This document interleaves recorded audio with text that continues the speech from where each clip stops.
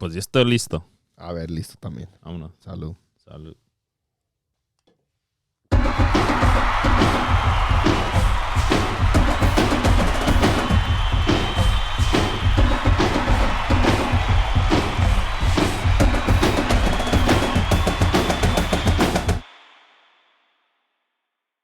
Let's go, Cesar. Let's go, man. Dog, your chair is way lower than mine. I know we changed chairs and now I'm like sitting a whole foot higher than you. I feel really short right now. I don't know. I feel like every episode. Maybe this is a shout out to potential sponsors. Ooh. Big Sporting Goods, Big 5 Sporting Goods. We'll even take you guys. Anything.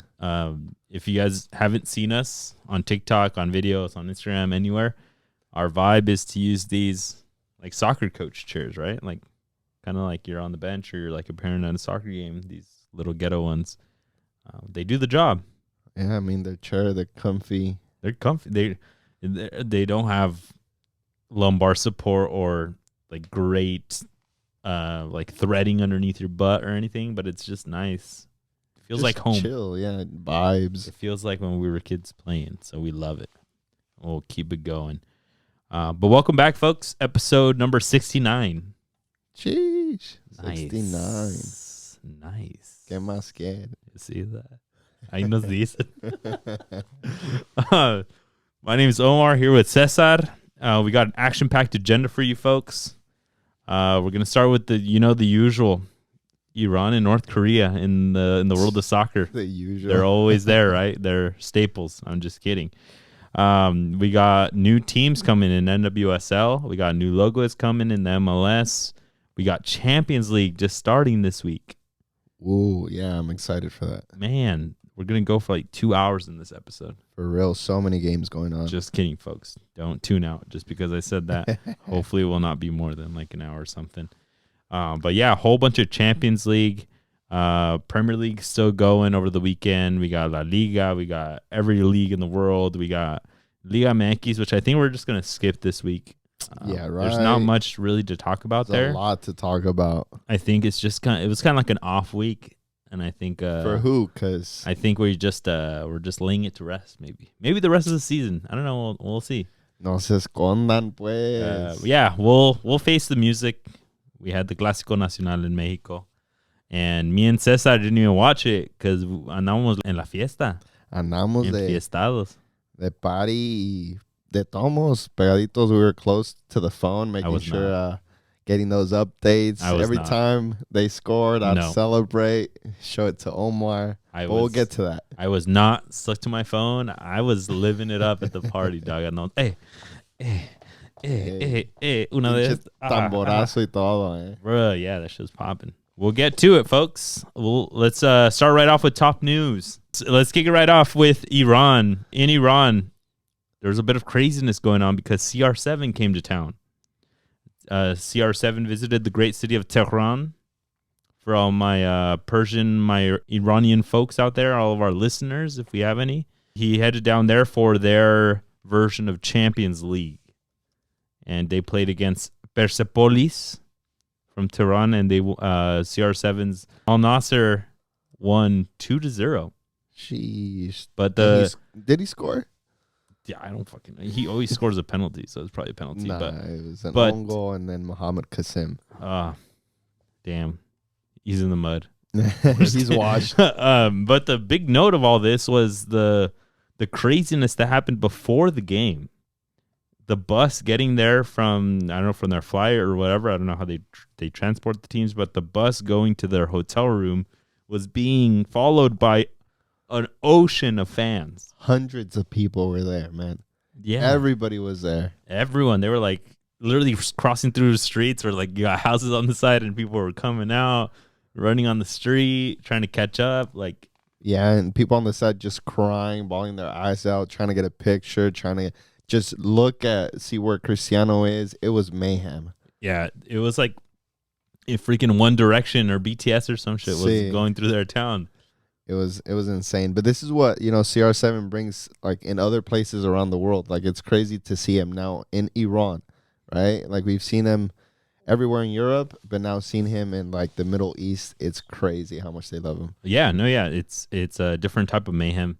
A lot of people were like, "See, your goat Messi can't do this," but he is doing similar things in MLS. Right here in Miami, he went to like a freaking like a store, and then on the way out, everybody was waiting for him on the path to his car. Right? Yeah, I mean, even him. These guys are world superstars. Like wherever they go, I'm sure there's people keeping an eye out, trying to get a picture. It's just really fun to see like all the mayhem that they create. Thankfully, it doesn't seem like anybody got injured or anything, but like the mayhem that they create, the chaos that comes out of them, just how much they're loved, how much people want to see them, how much impact they've had on the world soccer-wise outside of soccer, right? To even see it, I think to see it in the U.S. is crazy, but it was also amazing to see it out of Iran. Have you ever been one of those fans? No, I don't consider myself something like that. Not even if Messi came around or Cristiano, or who's your favorite player? No me digas que Alexis Vega, because that was washed. En algas de oro. Hey. No, I'm a lover of the game, man. I love Cristiano Ronaldo. I love Messi. If it was like by style, which one did I like more overall? It was Messi, right? I like the gambetta more than like the speed and like all that stuff. But I don't know. You wouldn't like go to like their practice or training. I would go to the practice, but I'm not gonna run after the car. I'm not gonna.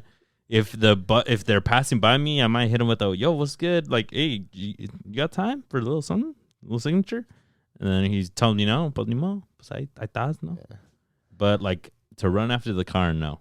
I'm trying to think if I would fangirl over any player. I don't think so. I don't know, like a Rafa Marquez. I'd be hella down to meet him. Like a Jorge Campos would be dope. Yeah, but todavía, would you go crazy for some players? So Messi, he's on your wallpaper. Oh, he is. Would you go crazy? That picture's iconic. It's the one where he's holding the World Cup. No, pero when the Copa America was around, they were on the Bay, right? So Argentina played, I think, one game here at the Levi Stadium. They practiced at San Jose State. Yeah. So me and Jorge invited me, and we went out there to the practice, and he was coming out on the bus, and we got to see him. And then ¿Lloraste? No. Pues, no. Pero like even during that like moment, I was like, bro, like they're doing their thing. Like I don't know, I liked being there, and I got to see him. But like, yo, he's a person at the end of the day. Like. It's kind of like to your point, like I'm a lover of the game, of the team, of seeing them perform. Like eso de andarlos buscando or running after them or seeing where they're going to be next. If I'm there already and I see a dude, I'm going to ask him for a picture. But I'm not going to try and follow them like all over the city. All right, next in top news, North Korea has had their first competitive men's match. What a start to this top news section. We're talking about North Korea now. Their first men's match in 4 years, and their plans are to have to be able to compete in competitive tournaments such as the Asian Games that they have very local. They want to try again for the Olympics. I don't know if the geopolitics will really allow them to, but we'll see. And they would like to try to get back into the World Cup. They were in it a couple of World Cups ago, right? 2010, if I'm not mistaken, was the last time they were at a World Cup. And it was, honestly, it's kind of crazy that they were even able to qualify. Ever since Australia came in. I mean, maybe now since it's going to be 64 teams instead of 32, maybe they can make it again. But it's kind of wild that they've had this 4 year of gap, and now they're trying to go back. I don't know. We don't like getting into the politics of things, but... yeah, there was a reason why they weren't there, and now I don't know what has changed. But, I mean, apparently they're having scrimmages against teams from China.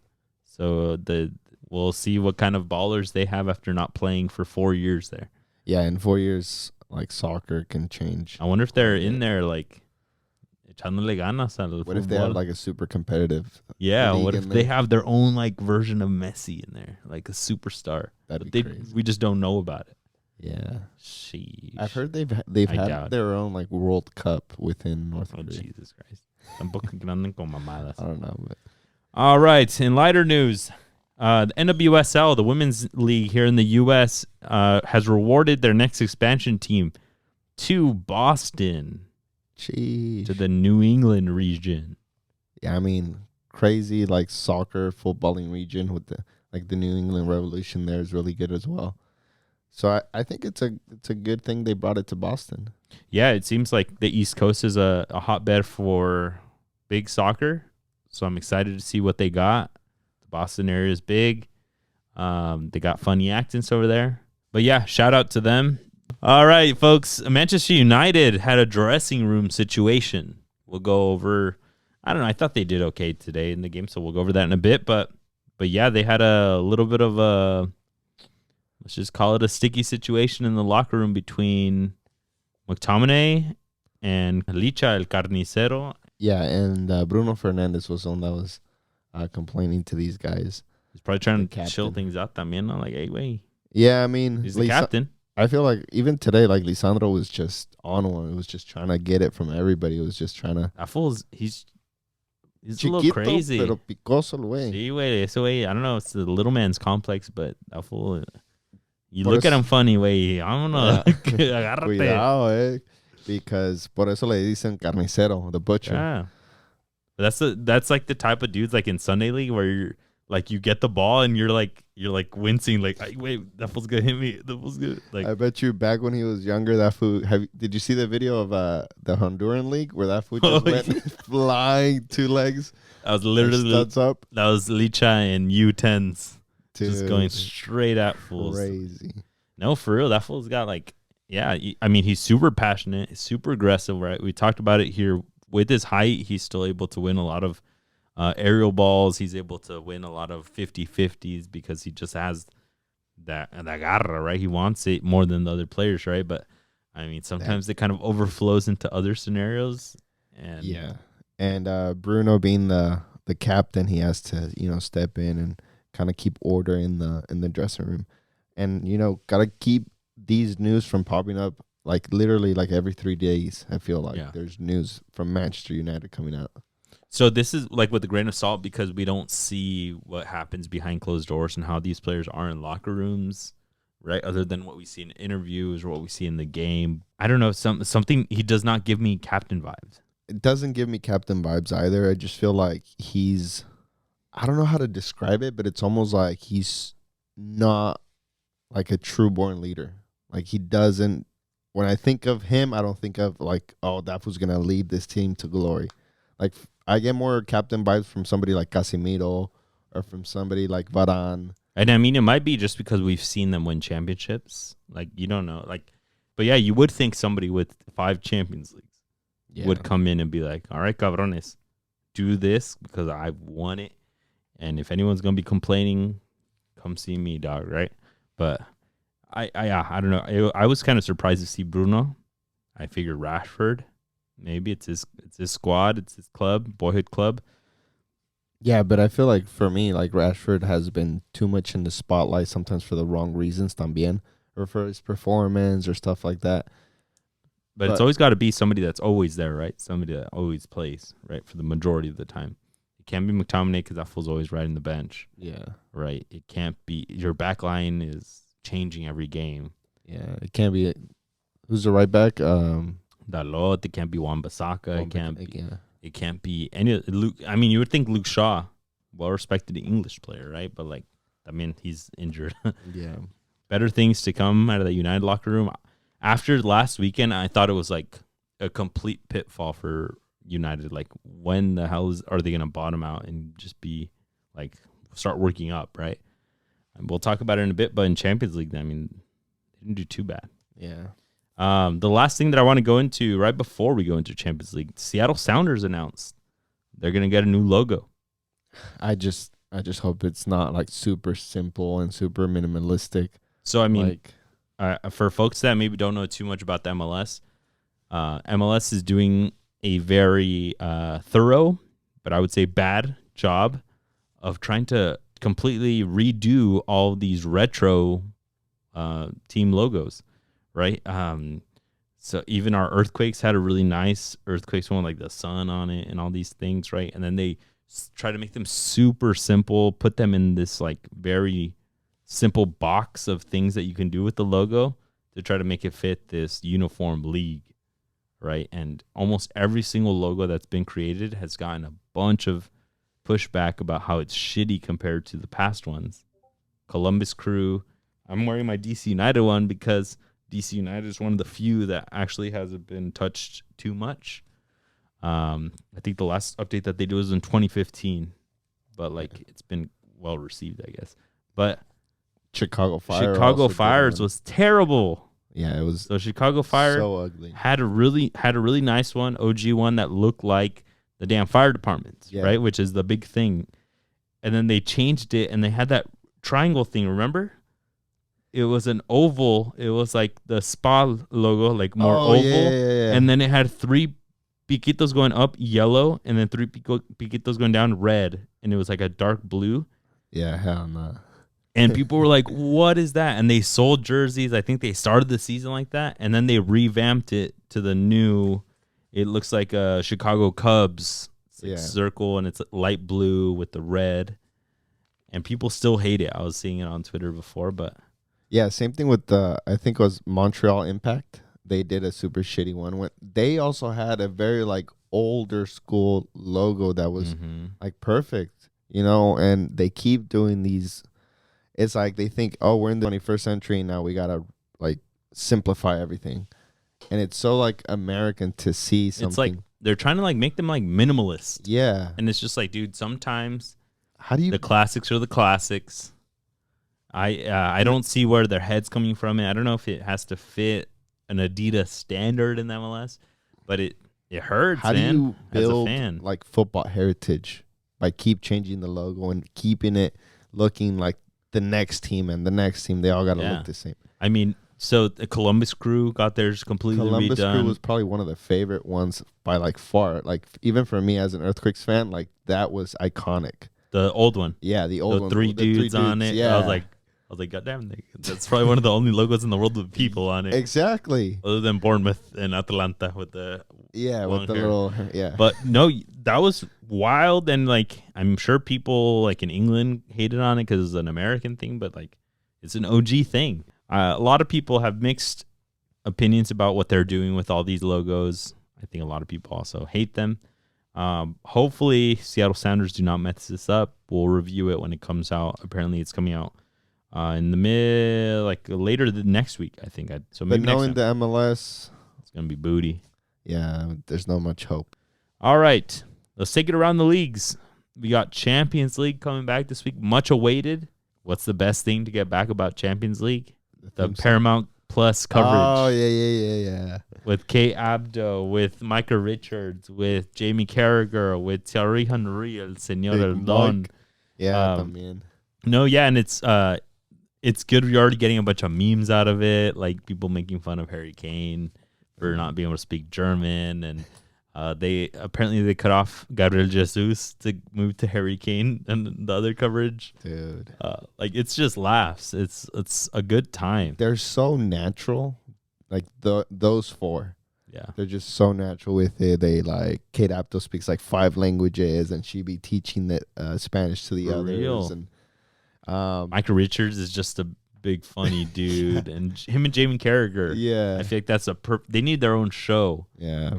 I think they did coverage in the U.S. for certain Premier League games last year. They had like hype parties, and they had them walking around New York or Philadelphia. Oh, for real? Just doing funny stuff. That was awesome. I remember that. And then Jamie Carragher, Messi supposedly DM'd him saying burro, and Carragher was like, thanks.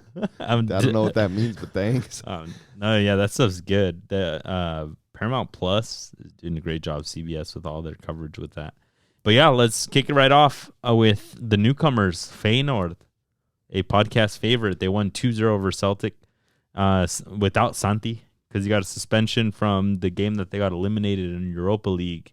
I think he got a yellow, and VAR upgraded it to a red because he smacked the shit out of somebody. The Lazio game, right? Yeah, but yeah, he's now he'll be back next game, I believe. I think it's just a 1-game suspension, but now they're in first because Lazio tied Atletico de Madrid. Atletico de Madrid gave up a last-minute goal to Lazio's goalkeeper. That goal was crazy. It wasn't his first time scoring, going up for a header either. He's how tall? He is. He's over 6 foot. So I mean, I don't not believe it. But yeah, the last minute, every goalie's dream. goes up for a header, headers it in, tie the game. Done that before. Cálmate. Have you really? Dude, yeah. I went up for a header. Copa Alianza. I went up for a header. Fucking got it hella good. Damn. And you were like, vamos, cabrones. Let's go. I was running back all happy. No, yeah, but so that draw from Lazio and Atletico Madrid puts Feyenoord in first by themselves in that group. Let's go. Do you think they could do it in this group? Do you think they could get first overall?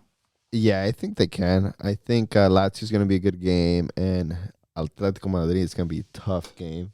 Mm-hmm. But if they were able to get past Celtic without Santi, I can't imagine if once Santi gets back, the work he's going to put in. I think those 3 points are gold, especially trying to set your feet in the first match. Yeah, I think that's really big for them to get those points, and hopefully that gives them the confidence to be like, all right, we can compete at this level now. Let's try to take out some of these other teams. Yeah, if you would have told me what's the perfect scenario for Feyenoord on the first match week, this is it. Yeah. Right? Getting drawn this group, getting drawn to be at home for the first game, and then both results coming out in favor of them. Like, Life's looking good over there. All right. Oh, you know who else life's looking good for? Barcelona, and it's not looking good for Antwerp. Let's go. Barcelona won 5-0. Smacked them, man. Back-to-back 5-0s after beating Betis over the weekend 5-0 and making them look like little kids. And then you go and you beat Antwerp 5-0. My question to you, Cesar, is this Barcelona the real deal or is Antwerp that bad? No, I think Barcelona's the real deal. Not because they did it against Betis. Betis is historically like a mid to top table team. Mm-hmm. You did it 5-0 to them and then go to receive Antwerp, right? Barcelona playing at home. Yep. And do it again. Like, this team is like perfect chemistry. Everybody's working together right now. And Xavi los tiene al millón. I do want to see Barcelona do it against Porto. I think that's going to be a tougher game. I don't think it will be tougher against Shakhtar Donetsk. But I do want to see it against Porto because this Antwerp team looked bad. What was it, the 3-0 Rafinha's goal that, like, the keeper went the wrong way on an own goal, like, right? No, yeah, I think Rafinha like hit it off a defender and it like went in with like no angle, and the keeper went out, and it just did not look bad. And we've seen our fair share of kind of rookie mistakes in the past couple of days here. Who was it? The keeper from the Red Star. The Red Stars. Yeah, he really messed up. Yeah, I want to see Barcelona do it against a better team, but all of their players are firing. They're getting goals from everybody in this game. Betis, I think they had 5 different goal scorers too. Yeah. So the newcomers, the ones that are on loan, Joao Felix and Joao Cancelo, have been doing great for Barcelona. So yeah, Felix scored 2. Cancelo scored 1. They're looking good. Even your boy Yamin. He almost scored 1 at the very end. They get out of that group. We'll watch out for them in elimination games. Your Newcastle got their welcome to Champions League, visiting San Siro versus Milan, and they tied 0-0. I mean, yeah, I think it's a game. I think it's a good like outcome for Newcastle. Better for Newcastle than Milan. Yeah, definitely. If you're Milan, you're playing at home, and then you get a clear chance like Leao had. You have to put it away, man. Yeah. Newcastle, I think this 1 point is like gold for them as well, porque it was a tough matchup. It's a tough group. So. Yeah, this is your first game back to Champions League. You're kind of testing the waters to see how your squad's going to do in this league. You're doing shitty at the EPL level también. Yeah. So this is for them was a good first step. This is not bad. And a homecoming back for Sandro Tonali. Yeah. Right, who got the backdoor exit by getting thrown out by Milan ownership there. He got a huge standing ovation during warm-ups, huge standing ovation when he got subbed out. I thought that was really nice. Nice gesture. And he said it himself publicly. He's saying, like, my love for Milan is always going to be great. Like, I know whatever happened between me and management was one thing, but I love this club. And hopefully one day I can come back type of thing. He didn't say exactly like that, but, he's showing his love for sure. And the people are showing it back.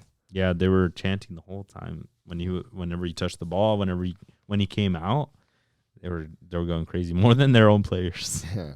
Manchester City beat Red Star, what we mentioned, 3-1. Big mistake by the keep. They were up 1-0.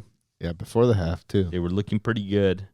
And then, law of averages, talent shows, and City came back. They won 3-1. And that Julian Alvarez, Erling Haaland combination is being called out as like one of the best duos and best investments, because both of them together are right around the same amount that Arsenal paid for Kai Havertz, dude. Same as Modric, dude. Same as a lot of these stars that other teams have gotten, and they got a 2-for-1.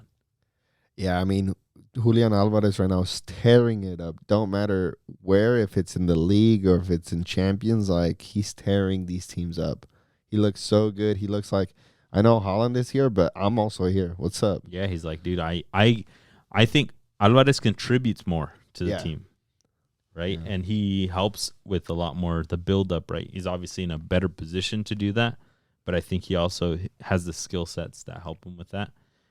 So, yeah, this City team's going to get scary if they can fit him in consistently like this. If you're going to get Doku, which we'll talk about in a bit, like it's too much. Cálmense, cabrones.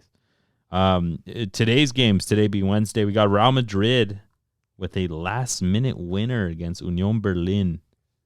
Yeah. And who was it? Jude Bellingham. Had to be. Late winner. 4th minute. And then he runs off with his typical hands open.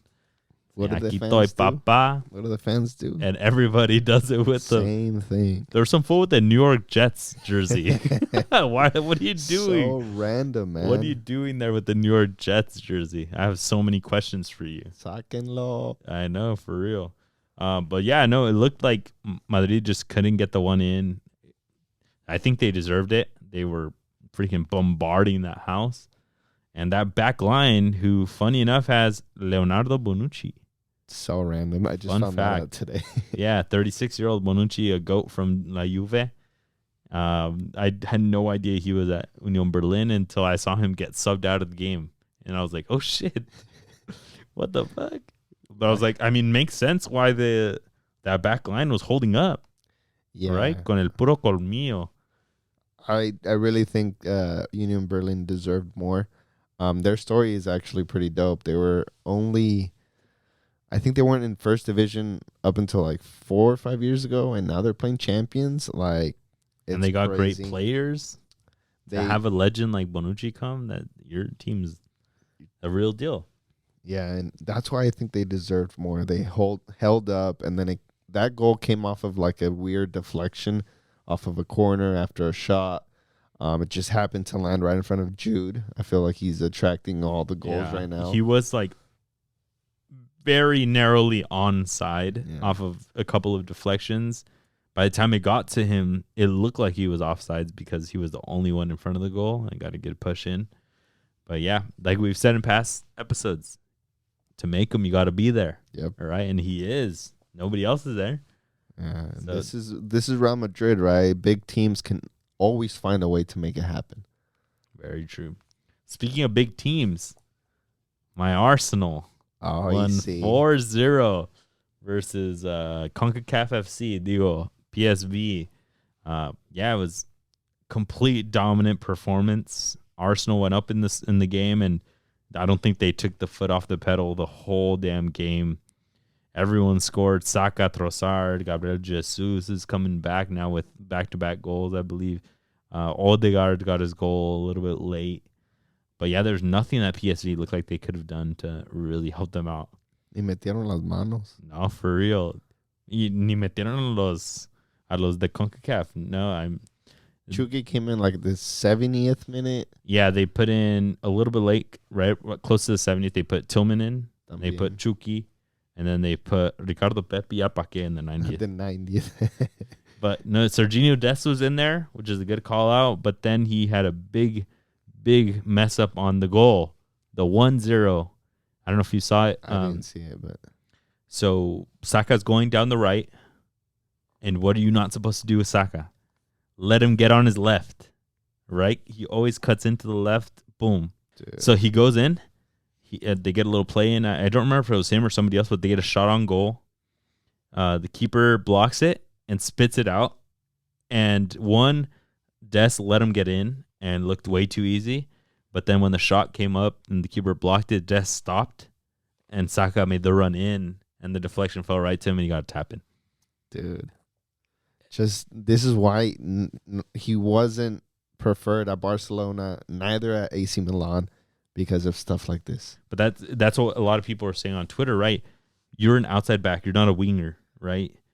Your first responsibility is to know how to defend, and then you attack from there. Yeah. Right? And that's why people love how much he can attack, and that's why he gets the starts, right? Because you're like, okay, if our back line can hold up, he will help us enough attacking that it'll make sense. But, like, if you give up that easy of a goal, somebody else that will defend first might take up your spot. Yeah. I feel like it also, like, over the weekend he did really well, like having players on the floor. But that's in the Netherlands, in the Eredivisie. Yeah. You do it against quality teams like Arsenal in the Champions League where they have quality players like Saka. You're going to get exposed all day. Yeah. And like, to be honest with you, that's the difference in the quality. And we saw it like perfectly in display. We saw it in the scoreline and everything. And to be honest with you, we've been talking about it more in the Discord that like the Dutch league's not looking the hottest lately, right? A lot of CONCACAF players are going straight in, and we've always seen it as a good transition league for them, one where they can shine. But like a lot of these players are like balling out, like Dest, and you're like, well, you didn't do it at Barcelona. What the fuck? Yeah. Right. So yeah, I don't know.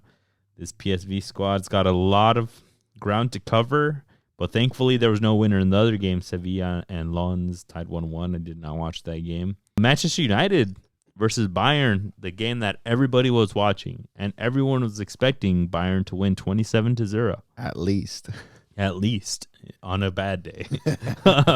But Manchester United honestly showed more fight than a lot of us thought. They put the hands up.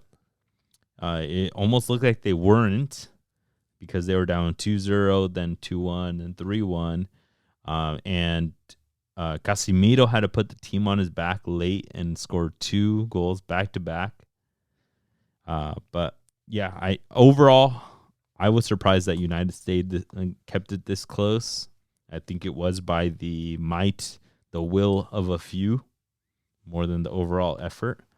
But I think Bayern was able to turn it on when they needed to and was just like, little kid, hasta para acá. Like, toma, otro gol. Go get it. Yeah, I mean, I was surprised as well that Manchester United held it this tight. At the end, I feel like if you would have had an extra 5-10 minutes, Manchester United would have found the equalizer just because they were just on top of Bayern the last, like, 5 or so minutes. But, you know, if this is what we want to see in the EPL from them, it's like it doesn't matter if you lose, but at least you lost with your heart out there, right? Trying your best. Just give me that, and I bet you the fans are not going to mind losing just so tight of a scoreline. And, I mean, if you can lose that close to Bayern, you should be winning games in the Premier League. So, it's to me, what comes to mind is that maybe it's not the same level of effort in the Premier League right now. But there are teams que se alzan, right? They play to the level of their opponents. You play an amazing Bayern. Everyone is motivated before that game to try to show up in Champions League, their first time here in a while.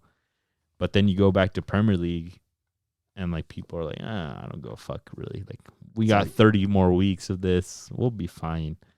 But maybe now this will motivate. That's what I was thinking after the game was over. Was like maybe this will at least motivate them. Or at least motivate some players to... Yeah, I mean, Casemiro looks motivated, but like if the rest of the squad can help them out and be like, all right, like we lost, but we lost to an amazing squad and we held our own. Maybe in the next game back, it's in Manchester. We can do something, but we need to start with this weekend in the Premier League. What can we do there? Yeah, and that's why the captain comes in and it's very important for talks like those. if the coach doesn't give it, or if he does, the captain got to reiterate, because seeing that from your captain as well just reinforces that message. So Bruno really has to keep it together in that locker room, because Manchester United need to get their shit together. They sit 16th in the Prem. They're not looking 14th. Good. It's like they're not looking good whatsoever. They're just 13th. Down there like Chelsea is. Chelsea's right next to them too. So yeah, for real. Got to pick it up, man. 13th and 14th. Your Newcastle's 12th, so ni hables. Pues sí, pero Newcastle, I got to spread out. They don't have budget like Chelsea and Manchester United. Oh, yeah, they do. Fuck. No, but yeah, Bruno Fernandes probably has to pull in an audible and be like, hey, Casemiro, I know I'm the captain, pero wait, diles. Que le echen ganas, así como tú. Unas palabritas, por favor. ¿Qué pasa el señor Casemiro, por favor? Sí. 5 times Champions League winner. Quickly wanted to shout out Onana for what he said after the game. For Manchester he United. Owned up to it, right? Yeah, he had a blunder on the first goal for Manchester United. But after the game, he was like, you know what, guys, like, I'm in the biggest club in England. I know I haven't been playing up to par. Mm-hmm. This game was my fault. The 1-0 was started everything. And I promise I will be better. Just owning up and saying, yo, like I fucked up today, but I promise you I'm going to come back stronger. Yeah. Like that says a lot. And that's great to hear. And something tells me that's not something they get from other players that have fucked up recently. Yeah. Right. So that's something, an attitude thing that I hope rubs off on that locker room. But it's something, I love that he did that. But at the same time, like, this dude was in the final of the Champions League last year, and you needed him to show up, right? I'm glad that he's saying, like, yo, I know I can do it, so I'm going to do it next time. But damn, like, I think it shows a little bit of the United situation. It's just like everyone's struggling. Yeah, and like as a goalie, I'm glad you did that, but it's almost like a double-edged sword, because now you fuck up one more time, and your whole confidence and everybody else's confidence on you is over. Like you put yourself out there like that, you have to show up. Let's move on to the Premier League that happened over the weekend. These results were before all of these turning of the coin that happened in Champions League. Liverpool beat Wolves 3-1. They're looking pretty strong. Yeah, even Pep was like, yo, Liverpool's actually coming back and they're strong. Yeah, currently they're sitting in third. Maybe just to recap where we are. City's in first, Tottenham's in second, Liverpool in third, and Arsenal in fourth. And we'll go over a little bit of some looking into the table in a bit. But Manchester United lost to Brighton. That's where I was saying I think the result that they got in Champions League was better for them than what we saw over the weekend. Brighton won 3-1, and the Serbi's got that team firing on all cylinders, man. They're looking good. They're looking strong, fast. Yeah, they look so patient off the ball and just knowing where they're going to pass next, and just like nothing, man. They're just coasting by, I feel like. Yeah, so he is coining this whole play out the back, right? You sent me some numbers that they're the only team that has, I mean, nobody's even close to them, but they have not done a long ball this whole season. 0. Out the back, off of a goal kick. Yeah, 0. That's insane. Yeah, other than Pep, I mean. But everyone else is like in way higher numbers. No, I know. Like, but not even. We haven't seen a team do this since like Pep's Barcelona or Pep's teams in general. But to the Zerbi to do it like this with like 0. Like a big fat 0. Like none of the times they have a goal kick, they do a long goal kick. It's crazy. Like it's crazy to do that. It's crazy to think. And I mean, it comes with a couple things. You have to have the confidence to be able to do it. You have to have the skill level to do it, right? But if you're able to master it, that's where you see the improvement in play, right? Because they have the ability then to break lines a lot easier, right? They spread out the field so much by having their center backs right next to the keep and to play out the back, right? And then they just get through, like in this game against United, they just got through 1 to 2 players. And then you see Mitoma flying, and you're just like, what the like, who's guarding him? Yeah, like, how do we get here? We were just at a goal kick. For real. And I think that really helped them out. We'll see if any teams can really like counteract that, if they can stop it, like a City, of a very strong team. But no, it seems to be a formula that's working well. Ansu Fati got his debut this weekend. Yeah, and he didn't look too bad. He looked a little bit out of form, but he had a couple shots on goal. I'm sure next week he's gonna do better. Yeah, he's got to figure out a way to fit in. Yeah, right? It's a different system apparently. Like they said, he's got them playing much different, so he's got to find a way to fit in. And he's on my fantasy team, so shit, you a chingarle. him?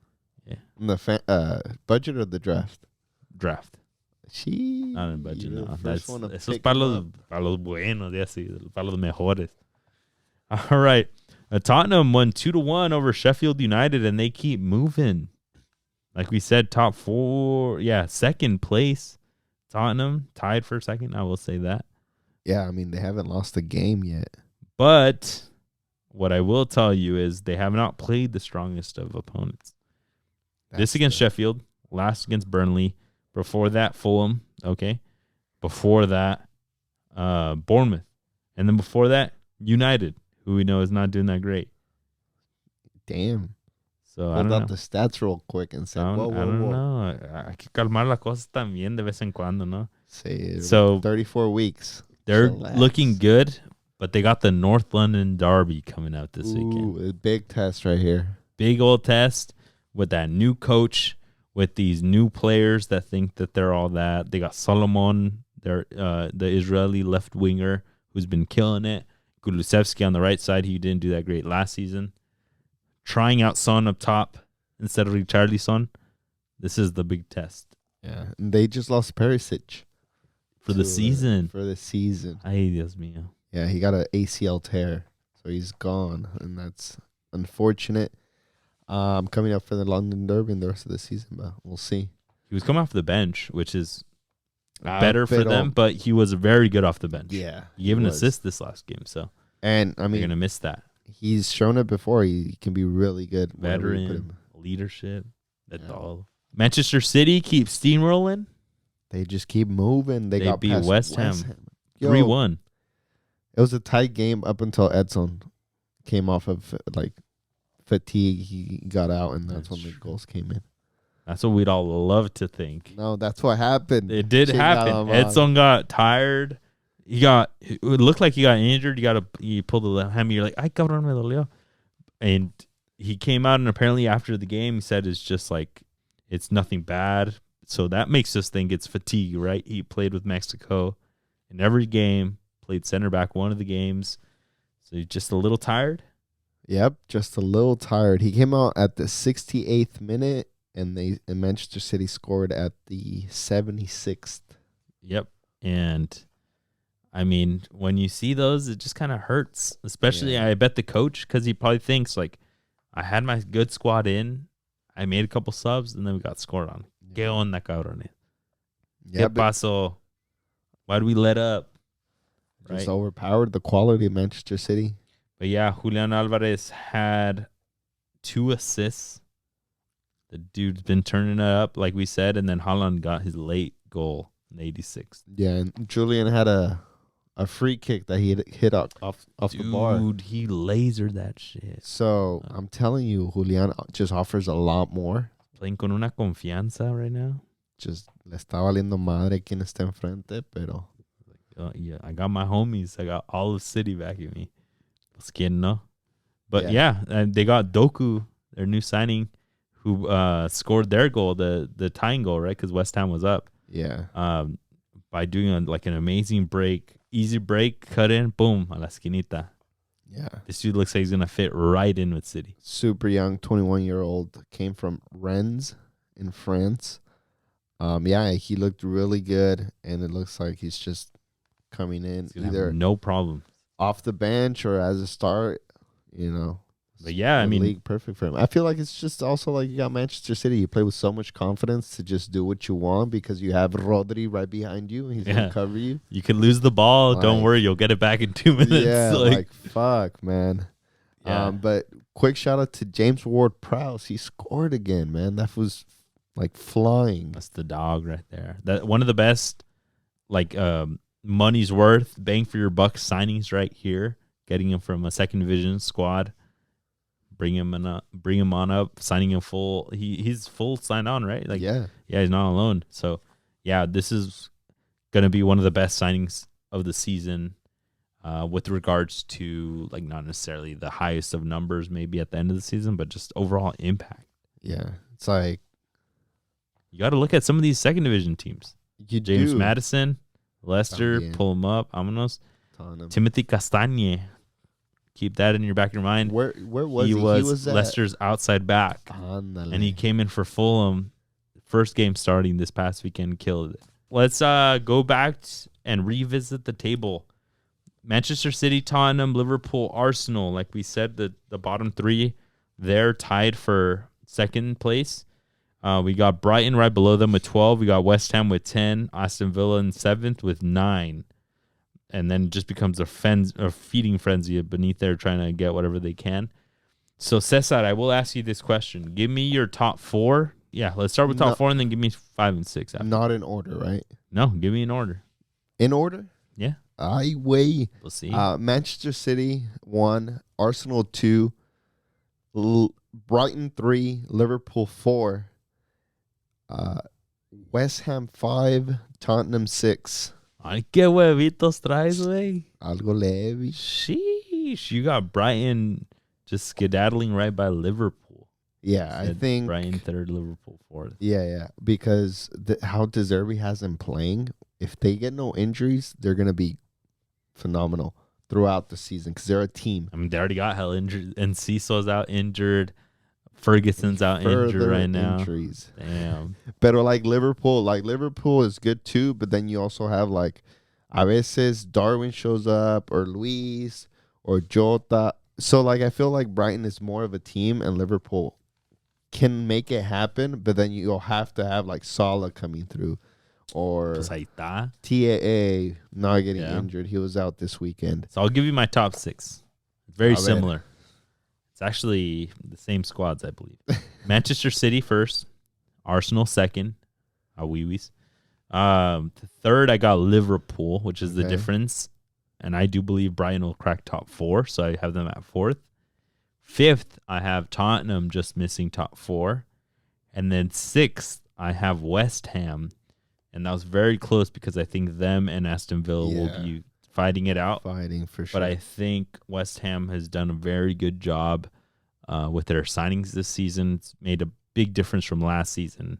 Last season, at the end of the season, I would have never said they would make top 6. No. But they're playing good. But yeah, very similar top 6s we got. Just a couple little... Stay tuned. Next episode, we'll talk to you guys about who we think will be bottom 3. All right, let's bring it on to La Liga. Real Madrid beat Real Sociedad 2-1.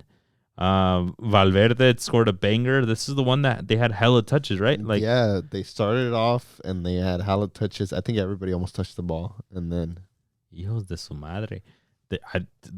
They make it work with whatever they got in Madrid, dog. Even Fran Garcia, who's that guy? He got 2 assists. Yeah, he's a left back, the outside left back. And he's not ultra young. No. 24-year-old left back, Canterano. Well, he was at Real Madrid, but then he went and played for Rayo Vallecano the last 2 seasons. But, man, like, he's coming back, and everybody's looking. Bellingham, they got lucky he didn't score, but, they're making it work. No, yeah. It was a banger of a goal from Valverde, man. Yeah. Did you see it? Yeah.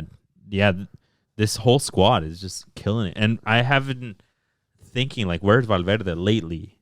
And then he shows up big time. Aquí estoy, cabrón. Aquí estoy, no se olviden de mí, cabrón. Tomando mi mate. ¿Cuál Camavinga y cuál pinche Bellingham? Jude, ¿qué? Dice. Tu Chameni.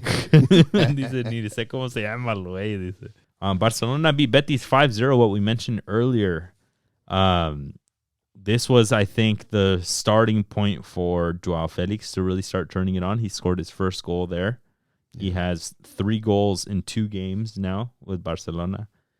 Lewandowski got a goal in. Ferran Torres got a goal in. Rafinha got a goal in. Cancelo got a goal in. Everybody. I feel like seeing those highlights, because I didn't watch the full game, but seeing the highlights, you could just tell like Joao Felix is happy where he is right now.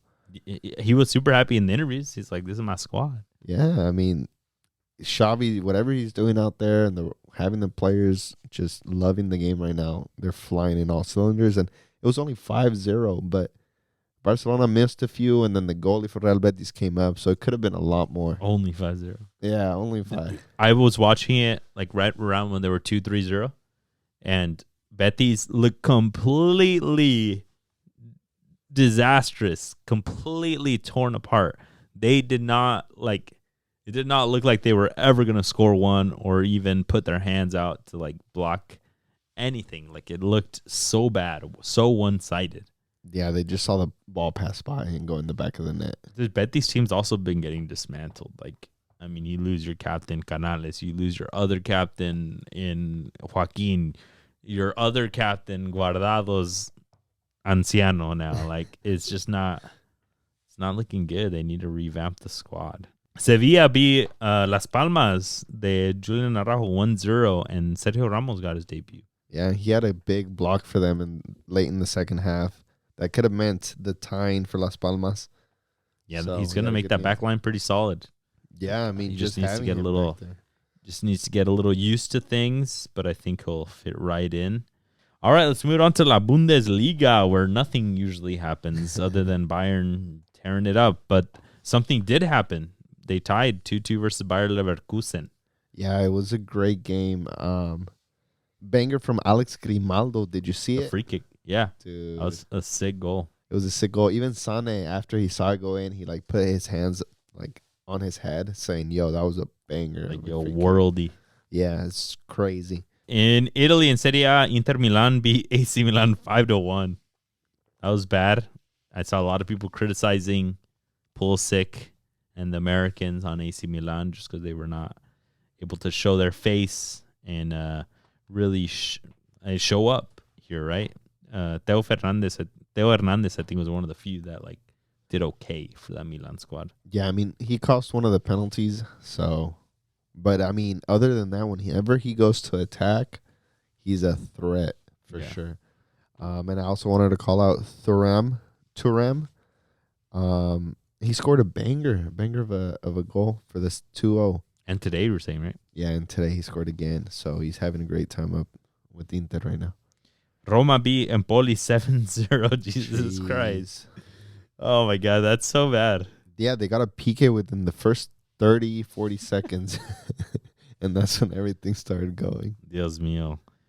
Checking in on some of our Mexican players. Genoa tied 2-2 versus Napoli versus those champions. Yeah, they had it. Genoa were 2 up until like the 50th, 16 minutes. And then Johan Vasquez came in for a split second, just a little cameo. Yeah, in the second half. Just because, I mean, he's been starting, but that's probably because he was with the national team, right? Yeah. And then Ochoa went right back to being a meme. Yeah. Lost 3-0 off of 3 shots is what I saw on social media. And everybody's going right back to being like, maybe we should start a process with somebody else. It literally changes week after week. It does. People need to chill. Like, I don't know. We just need to come up to a consensus with it. Like, yeah, he's not going to move. He's going to be the starter. Yeah. But apparently at the moment, people are not very happy. It's because es el América por eso.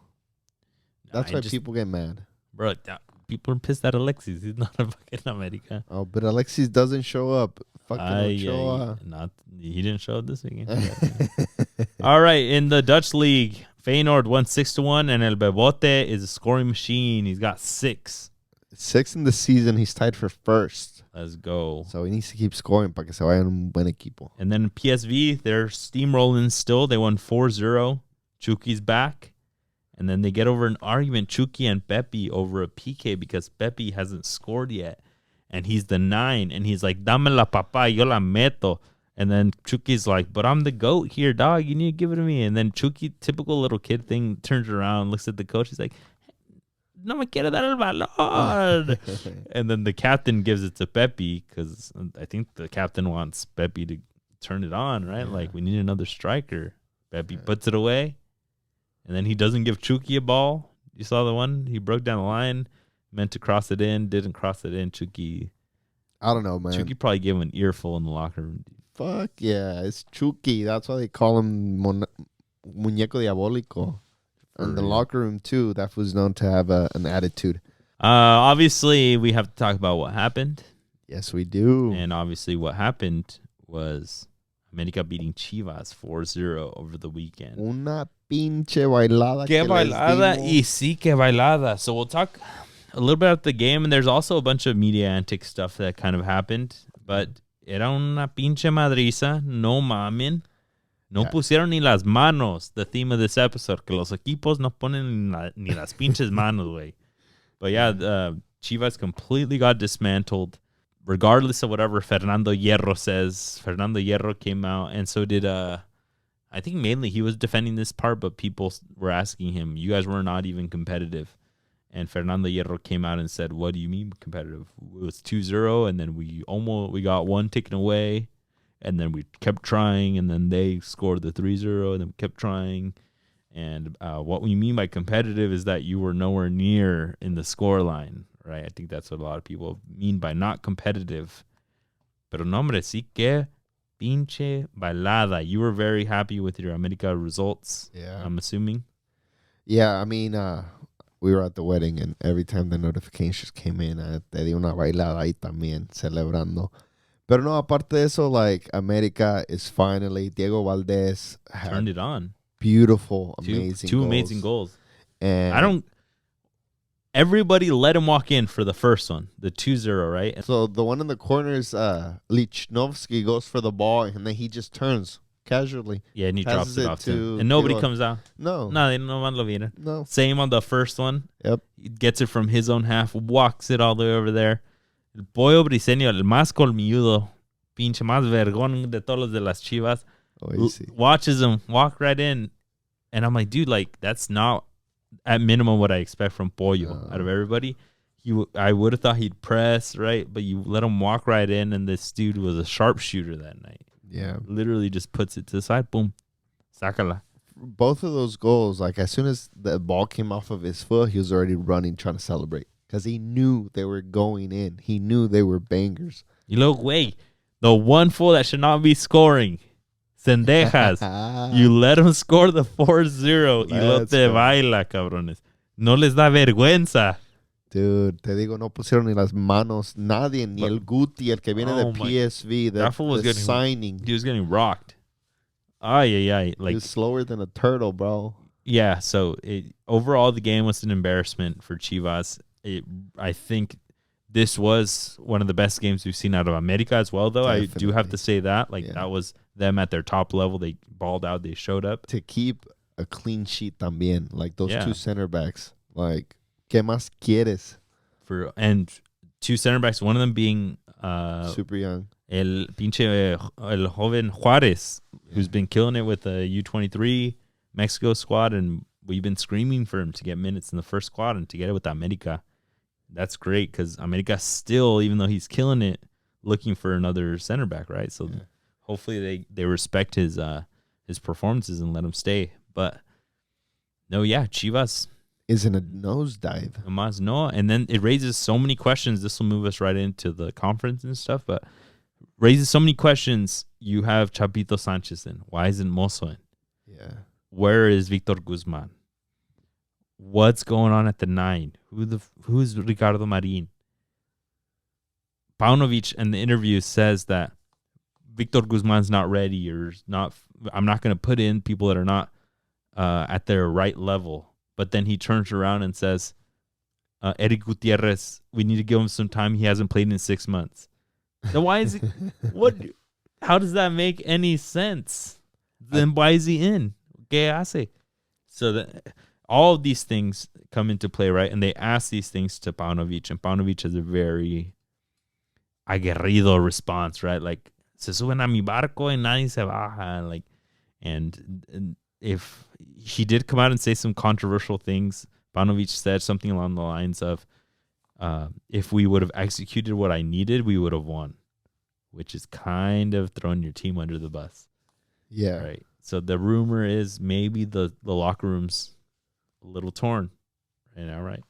Yeah, I mean, he put out a video saying que mi papá he never backed down, and therefore I'm never going to back down, which I thought was kind of cringe. And this whole narrative that he's taking on, it's not helping that his team is not getting the results, and it's worse because his team is not out there doing what he says he's doing and instilling in the team, being aguerrido and trying their best. Like, that's not what they did. Yep. It's very similarly, Fernando Hierro came out and said, going off of your point, that they did compete, right? And I mean, obviously, you're a professional team playing against a professional team. Yes, you were out there running next to them and doing everything, but they look light years better. And we've been saying this for since we started this fucking podcast, that America lineup is just overall stacked, right? Compared to the limitations that Chivas has, the players on there, they have star Mexican players, but the overall depth of it is nowhere near the same, right? But then Hierro comes out and tries to say all these things and make almost excuses. He says, I was part of so many 5-0s with Real Madrid, Barcelona, where I lost or I won them 5-0, right? Y para la siguiente ganábamos, y para la otra perdíamos, right? But at the end of the day, it doesn't help as a Chivas fan. You're just like, what the fuck? And it doesn't help that you've lost your 3 last games. Yeah, last 3 games against good opponents, which you would think, and maybe this is my next point, is what happened a month ago, 2 months ago. Chivas was overall number 1, invictos, strong, and then they go to Leagues Cup, and not just the result switch, the narrative switches. They get smacked by Cincinnati. They get smacked by Sporting Kansas City. Don't even try in those games, looks like. And then Paunovic all of a sudden comes on and says, we're not ready for international competitions. How did you go from completely surprising everyone to the final, almost winning it, 20 minutes left, losing it, and then all of a sudden the fucking world turns upside down? Now everyone switches it and it's like, all right, Chivas fracasó. And then you start the season, kill it. You're like, oh, damn, we're going to win it this season. And then you go to a tournament, shit the bed, and then they're like, Chivas is not good enough for international ball. You're like, what the fuck? And then you come back, and now you've lost 3 in a row. And you're just like, what is happening? I'm telling you, I've been saying it, Chivas just finds somehow, some way to win, but their luck is going to run out. And I feel like that's what it was with Pauno. He came in as this coach who's comes from Director Deportivo who was at Real Madrid, and they have this kind of luck and winner's luck. And now today, this weekend, these past 3 weekends that they played, that luck has run out. They are not finding a way to win anymore. And it's the law of averages, we talk about también. It's they're done. I think a big thing of it is why you had your squad that was killing it. Why are you making so many changes? There's something going on in there. Yeah, but what's going on with Mozo? Why don't Mozo should be in there just from la garra que le echa, right? Why are you switching that up? If Eric Gutierrez is not 100%, why is he in there? You had a mid that was very dynamic, very strong. They would work their asses off, and you would just let Oso Gonzalez do the recovery work, right? And now you got dos güeyes que no hacen nada para el ataque ni para la defensa, right? And then what's going on with your stars? And exactly. What's going on with Alexis? What's going on with Pocho? They're not getting any answers on what's happening with Pocho. Nobody knows. The only, I guess, good player is Robert Alvarado. Yeah, he's been showing up. That's been trying to do something, but other than that, you can't choose anybody else. Yeah, no, it's not looking good. You got no forward, you got no midfield, you got no defenders. El Pollo Briseño just shit the bed, se achicó, and it's just This is definitely it's a tall task for this team to turn around. There's all these war cries that Paunovic is saying about we're gonna turn this thing around. He kept saying, lo que yo aprendí desde siempre es que todo se cambia, se arregla con el trabajo, right? Makes sense, beautiful, right? My dad tells me the same shit. Pero what are you doing about it, right? It's not just the trabajo, it's also what's torn up there, what's going on, ¿qué pasa? And if you lose the locker room, there's not much fixing it. Pero I don't know. Chivas seems to be a little bit more de procesos. Aguantaron a Ricardo Cadena, aguantaron a Cardoso in their bad times. I am not going to the point of saying a lot of these people on Fútbol Picante are this. I don't think this is a crisis. Like it's 3 bad games in a row. Yes, but they need to figure out a way to work it out. You're not going to fire somebody, I think, at this moment. I think Paunovic does save himself because he made it to the final. Yeah. But at the same time, I don't because you're respecting that. Like I think the team needs to figure a way out. Yeah, I don't see a way out for Paunovic calling it right now. Right, I don't think so. They're gonna have some better games ahead, right? Like Monterrey. Better. No, Monterrey passed. Oh, America passed. They play Pachuca this weekend, so but we'll see. I know maybe they'll get a Mazatlan soon. All right. Speaking of other games, Monterrey beat León 3-1. Tecatito got his first game, and it just looked way too freaking easy. He looks like he just came to just have a good time. He was doing the little fintitas. Vámonos para acá, bálale para acá. The assist that he gave to the Jordi Cortizo on the goal, which I love that connection. Yeah. Looked amazing. It looked like old Tecatito. Little touch over here, little finta, boom. Kind of feel like he should have stayed in Europe, though, but come to collect his pension. I mean, chill. As long as he gets minutes, if you're being realistic, that's all he's got. Just keep getting minutes and keep embarrassing Liga MX defenders. Liga MX lifers. For real. Pumas beat Atletico San Luis 3-2. They beat the top dogs. And the biggest Mexican sensation, Chino Huerta, keeps tearing it up. He keeps going, man. He scored it was a good goal. He got it off of I don't remember if it was a corner or a free kick, but he just a little fintita, a little step to the left. Typical. Is this su usual, no? Su signature. Little la medicina que le aplica a la gente. Is he ready for Europe? I would like to see him go to the Netherlands. And I think he's ready. I think he could take that next step. He needs to go to a PSV and Ajax. Ajax needs players right now. They're not doing too hot. I would like to see him tear it up with the Mexican team a little bit more, because with the Mexican team, he'll get exposure to players outside of Liga MX. I think if he can continue to be a good off-the-bench player, because obviously Tecatito and Chuky are going to come back, I think he'll get a lot of demand. He's already getting demand from Europe, right? But I think that would make me feel more confident that he's going to go out there and tear it up, because he can do it in different levels. But no, yeah, I mean, he's showing everything he needs to. But ¿por qué no las Chivas, cabrón? Cuando estabas ahí. Oh, it's good. Like I've said it before, las Chivas is just different pressure. For real, it is. There's just a toxicity there. Atlas beat Tigres 2-0, and Tigres is also not looking too hot. Marcelo Flores came in. He looked good. He's looking good in training. And then he got a yellow card.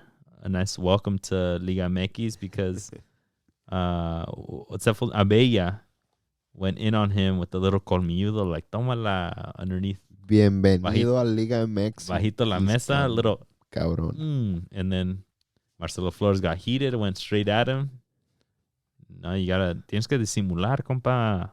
Yeah, but he's doing really well, and there's some practice video of him doing really well. But I think Tigres, even though they're losing, I feel like Tigres is that type of team that as long as they make it to Liguilla, they'll find a way. They'll be fine. You got Guignac. Guignac's not trying right now. You got Guignac, you got Quiñones, you got doesn't care. The usuals. They'll get Córdoba by then. Yeah. But for Atlas, they have what's the guy's name? They have Caicedo, right? Jordi Caicedo. He scored a goal. Typical Tigres fashion. A player leaves to a cheaper team, and then they tear it up a la Quiñones. This Caicedo dude's killing it with Atlas. I think he's going to be a pretty good one for them. They probably think they have another hidden gem like Quiñones in their hands. Yeah. All right, enough of the league that I hate so much with my heart. We'll bring it on home with MLS. Let's just touch a couple of them. We had El Tráfico over the weekend. LAFC won 4-2. So the world's kind of getting back to normal. Yeah, as long MLS. As Carson FC loses, we're good. You see the fights in the stands? No. I did not, but I mean, I'm sure there were some. Yeah, there was hella madrazos I saw. I saw this video of some dude go flying. This chubby dude. I don't remember if they were celebrating or something. It became a meme, so it didn't really look like a clean video. But some Galaxy fan like, vámonos se tumbó y vroom, vroom. Fuck. Atlanta beat Inter Miami 5-2 and ending this reign of terror that Inter Miami's had on the league, but they didn't have Messi. Yeah, so I feel kind of don't count. I mean, everyone else Busquets was there. Jordi Alba was there. Yeah, but Messi wasn't there, so don't count. He was at his son's academy game. Yeah, drinking a little mate. Chilling, just sentado ahí mirando a su hijo jugar. Mientras que le parten su madre a su equipo, güey. Sí, pero it's turf. He can't play in turf. It wasn't because of that, right? They give him, was it that? No, I think it was fatigue because he came back from Argentina. But I mean, knowing him, también was like, yo, it's turf. I can't play.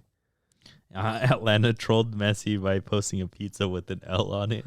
Yeah, I didn't really understand it. I just thought it was funny that that official account put it on their. It was because he posted that he was eating pizza while the team was traveling. He posted in Miami that he was like eating and the geolocation was Miami. So people were like, oh, this confirms he's not playing. Got it. I don't know. And then a lot of people started talking about Argentino pizza. What? It's like a thing, like a type of pizza. Oh. And so like I just saw people talking. Nico Cantor was talking about. But did you see the goal from Campana? No? Yeah. Dude, that goal was a banger, bro. He didn't get a call out to the Ecuador national team. He's from Ecuador. I think he deserves one soon. He got a contract extension. Yeah. Did you know, fun fact, that was like a millionaire in Ecuador? Or just in general? Dang. That fool, like, he's got some good investments. He's only 23, 24. Well, his family are like politics and businessmen. So he's got some money. So papi tiene el dinero. I don't know, bro. I'm just saying he comes from money. Yeah. Se dice.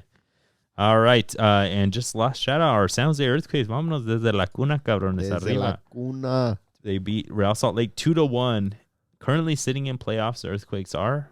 And we're hoping that they stay there. Finish strong, you guys. Let's go. I want a playoff game at home. That'd be dope. I can make my season tickets worth it. No, I'll put it in if they do. Yeah, we got our tailgate coming. So keep an eye out for that, you guys. We'll give you guys more details soon. Yes. All right, folks. Cesar, let's take it on home. Give the people some games to watch over the weekend. So I'm going to be paying attention to Liverpool against West Ham. West Ham are poised to be top 6, in my opinion. So it's going to be a good game against a tough Liverpool squad. Let's go. I got Arsenal versus Tottenham, the North London derby. Yeah, we'll see if Tottenham is the real deal here. I was mentioning earlier, this is going to be their big test. If those players that they have can really hold up against a really tough squad like Arsenal. Arsenal is going to be coming off of a great win in Champions League. Hopefully this turns it around for them as well. But I expect a really good game. Also got Ajax against Feyenoord. Hopefully Santi can keep on scoring for the sake of Mexico and Feyenoord. And it's going to be a really good match down in Netherlands. This weekend in La Liga, we also got El Derby de Madrid. Atletico de Madrid versus Real Madrid. I think Jude Bellingham's just going to continue that tear. I highly doubt that Atletico Madrid will stop him. In Liga MX, I got America against Toluca. This game, I feel like it's always a classic between them. America is going to be traveling to Toluca, al infierno. So it's going to be a really good game. It's going to be fun to watch. Same in La Liga. We got Chivas versus Pachuca. Chivas got to turn it around after 3 losses in a row in that huge L versus America. They got to show up. Pachuca has been picking it up now. So it's not going to be an easy task for Chivas, but they need to turn around or else people are going to get off that Paunovic boat, el barco de Paunovic. We got el Clásico Regio. Clásico is this weekend. Tigres versus Monterrey. So you already know Monterrey is about to get popping. All we say is no la violencia. Los regios, cálmense entre ustedes. Una carnita asada, ¿no? Les encanta. Una barbacoa. Algo. Así nomás. Yeah, calmado. No. Bájenle las chelas. Yeah, abrazos, no balazos, okay? En Monterrey. So that's what we'll say. In the MLS, I got San Jose Earthquakes against Nashville. San Jose are trying to book their place in the playoffs. And this is going to be a good test. It's going to be at home as well. So San Jose got to come through. I got Orlando versus Inter Miami. A little local Florida classic. And lastly, I got Everton versus Huachipato in the Chilean League. The reason why I wanted to call him out was because Chapito Montes plays for Everton and has been doing pretty well. He got an assist 2 games ago. And this is a team that's owned by Grupo Pachuca. And fun fact, Uchipato has the same logo as the Steelers from the NFL. If you guys hadn't known. It's pretty cool. Yeah, I don't know if that's legal or if you're telling on them right now. But yeah, it looks kind of funny. Yeah, it looks kind of funky. Yeah, for real. All right, Cesar, that's all that I had. You want to bring us home? Yeah, guys. So as always, thank you guys for watching. Make sure you tune in to our Discord, join, and you keep an eye out for the tailgate coming soon. I think it's like the weekend of the 20th to 21st. But we'll have more details in our socials and in our Discord. And as always, thank you guys for listening. Peace, everyone.